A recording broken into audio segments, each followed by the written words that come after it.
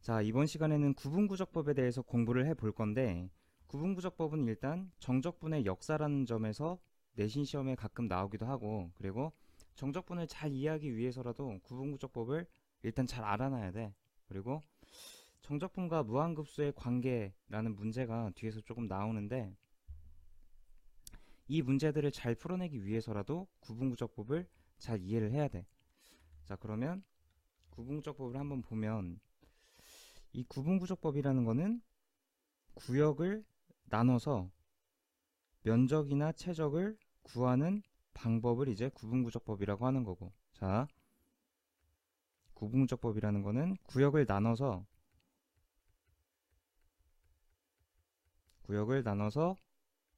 적, 적이 뜻하는 거는 이제 면적이나 최적. 면적은 넓이, 최적은 부피. 그래서 구역을 나눠서 면적이나 최적을 구하는 방법이 이제 구분구적법의 말의 뜻이고, 자, 그러면 예를 들어보면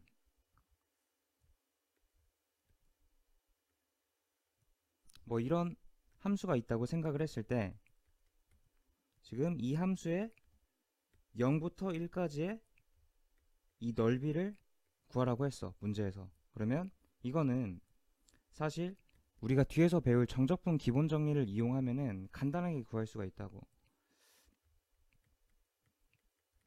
어떻게 구하는지 잠깐 시범만 보여보면, 요거를 일단 부정적분을 해.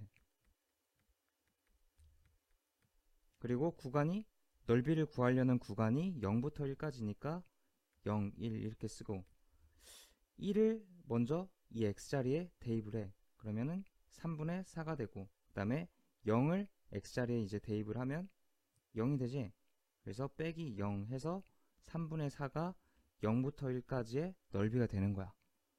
자, 이렇게 정적분 기본 정리를 이용하면 어떤 함수의 넓이를 손쉽게 구해낼 수가 있는데, 정적분 기본 정리가 발견되기 전에 사람들은 넓이나 부피를 어떻게 구했는지에 대해서 배우는 게 이제 구분구적법인 거고.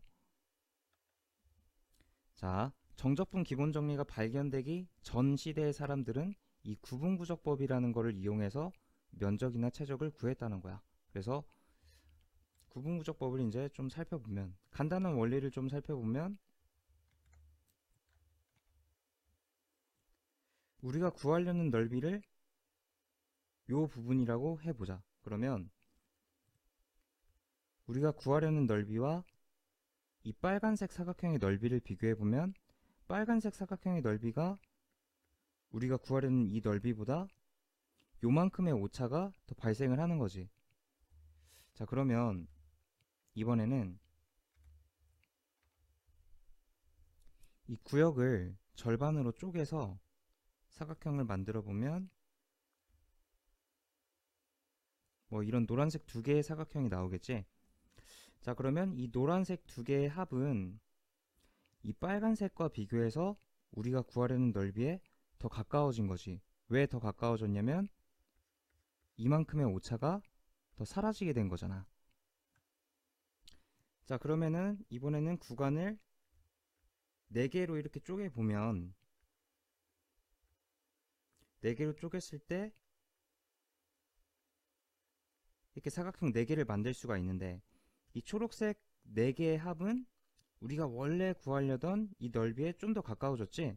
왜 그러냐면 요만큼의 오차가 더 줄어들게 되는 거잖아. 오차들이 더 날아갔기 때문에 우리가 구하려는 넓이에 더 가까워지게 되는 거지. 자, 그러면 사각형을 한없이 쪼개다 보면 이 오차들이 점점 더 날아가게 돼서 우리가 구하려는 넓이에 계속 가까워지겠지? 자,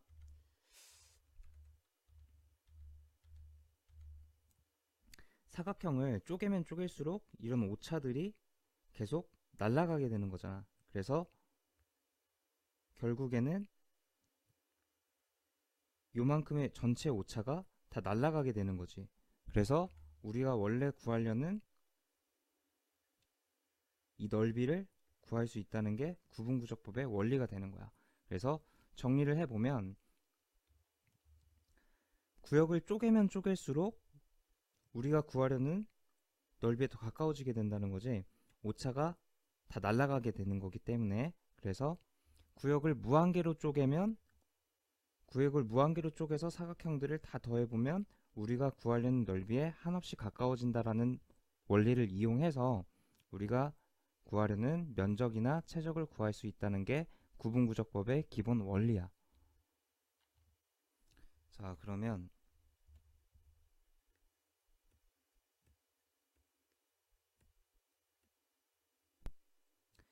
그런데 우리가 처음부터 구간을 무한개로 쪼갤 수가 없으니까 일단 구간을 n 등분한 다음에 n을 무한대로 보내게 되면 그거는 구간을 무한개로 쪼갠 효과가 되는 거잖아.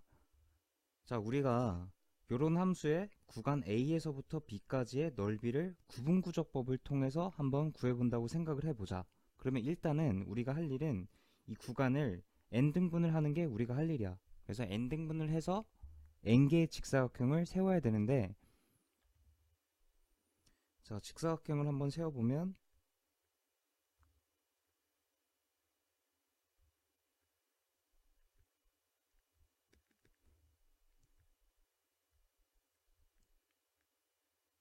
뭐 이런 식으로 n개의 노란색 직사각형을 세울 수가 있겠지. 자, 그러면 일단은 이 n개의 직사각형의 넓이의 합을 써보면 뭐 이런 식으로 표현을 할 수가 있잖아. S1이라는 거는 이 첫 번째 직사각형의 넓이, S2는 두 번째 직사각형의 넓이, 그리고 SN은 이 n번째 직사각형의 넓이라고 해보면 그것들을 다 더한 거는 이 n개의 노란색 직사각형들의 넓이의 합이라고 생각을 할 수가 있잖아. 자, 그럼 여기서 리미트 n을 무한대로 보내는 상황을 생각을 해보자. 그러면 n이 무한대로 간다는 거는 이 직사각형들이 계속 쪼개진다는 거야. 계속 더 얇아진다는 거야. 계속 얇아져. 응? 그럼 결국에는 이 선분들을 계속 더해가는 거랑 똑같겠지? 그치? 그러면 이 오차들이 다 날아가서 결국에는 우리가 구하려는 구간 A에서 B까지의 넓이가 된다는 거지. 그래서 이 n등분한 넓이들을 다 더해서 리미트를 취하면 그 결과는 우리가 구하려는 넓이랑 똑같아진다 라는 원리야. 자, 그러면은 이 S1부터 SN까지의 이 합을 시그마를 통해서 나타내 보면은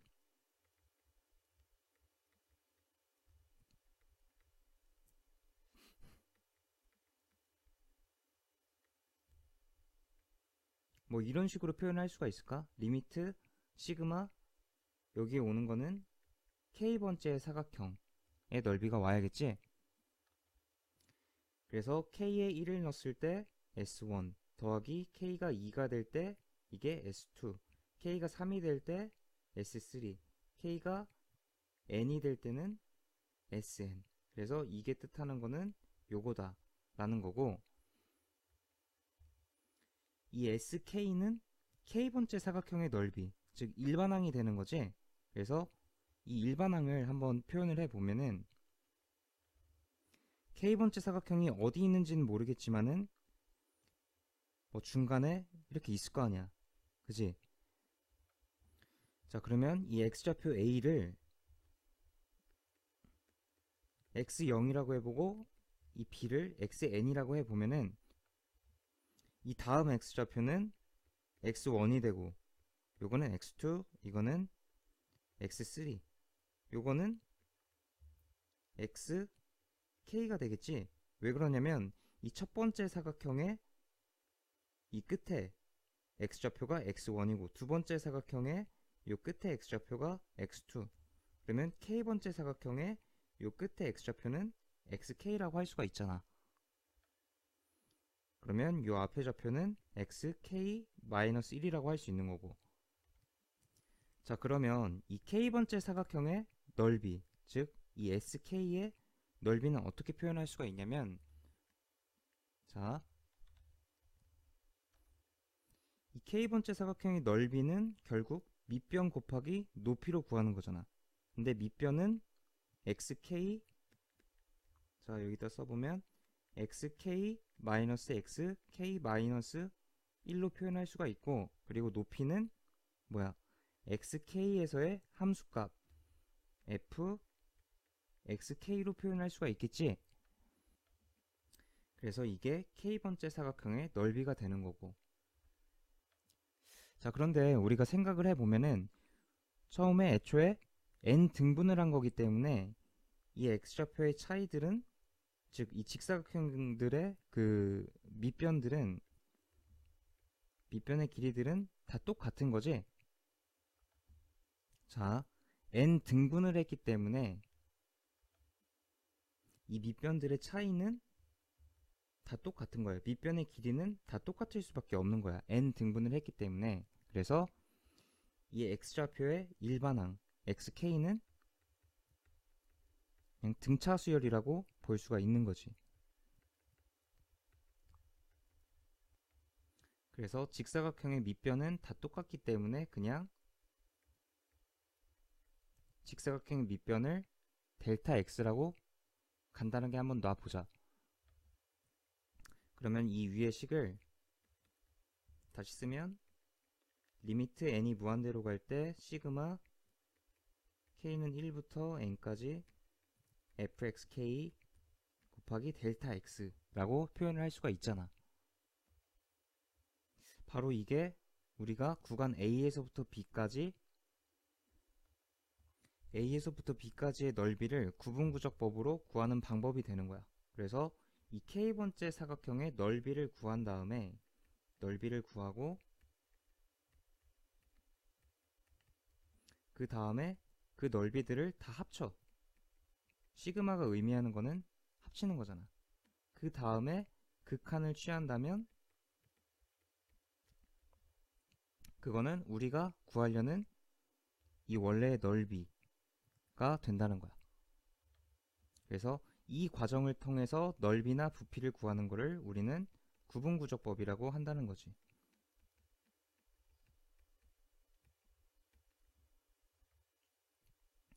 구역을 잘게 나눠서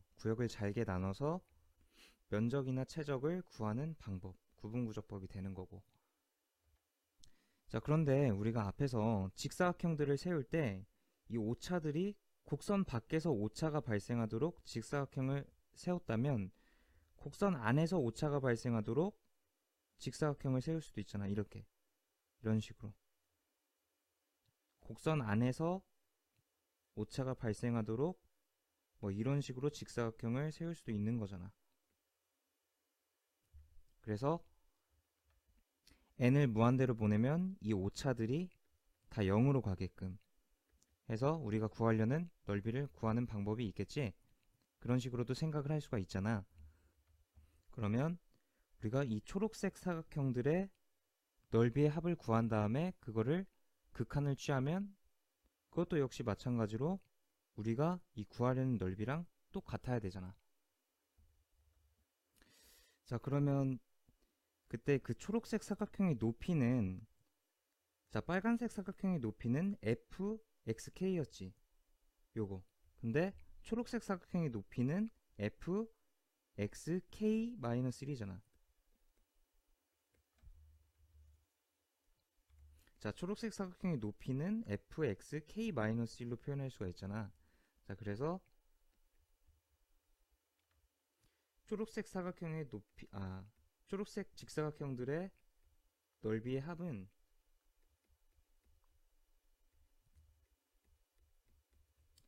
fxk가 아니라 fxk-1 곱하기 밑변은 어차피 델타 x로 똑같으니까 이렇게 써주고. 자, 근데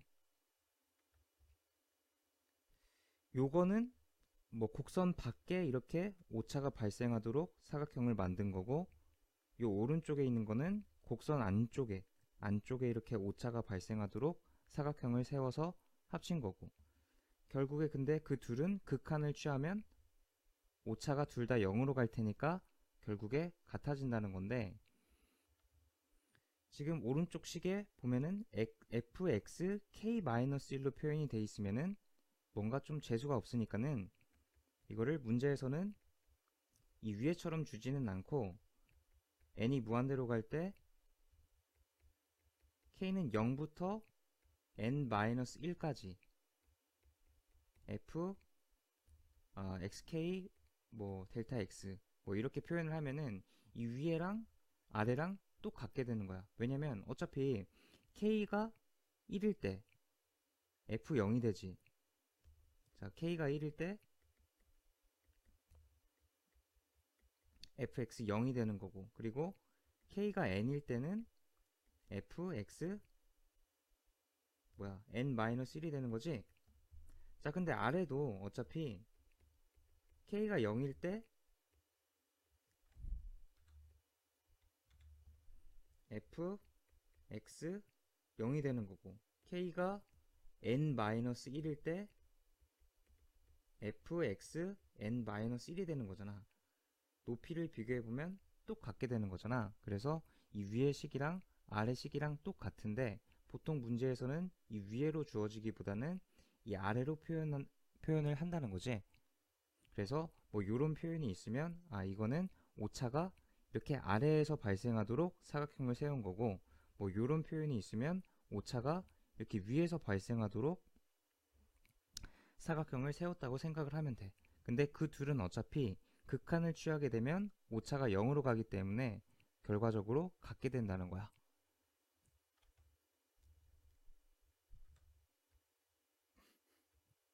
자, 그래서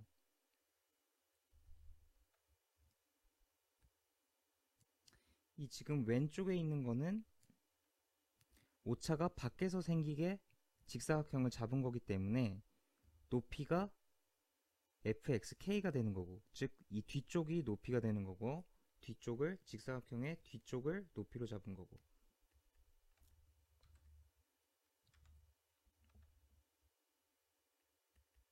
직사각형의 뒤쪽을 높이로 잡은 거고, 이거는 이 직사각형의 이 앞쪽을 높이로 잡은 거지.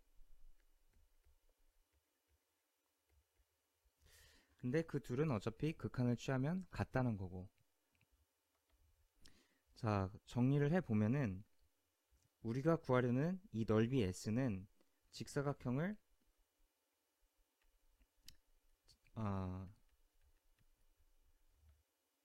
오차가 아래쪽에 생기도록 잡은 넓이랑,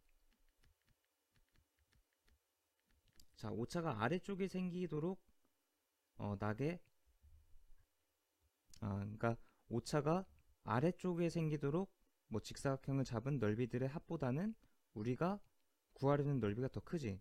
자, 이 초록색 사각형을 다 더한 거는 지금 우리가 구하려는 넓이보다는 작잖아. 근데 직사각형을 오차가 곡선 밖에서 발생하도록 직사각형을 잡으면은 그거는 우리가 구하려는 넓이보다는 더 큰 거지.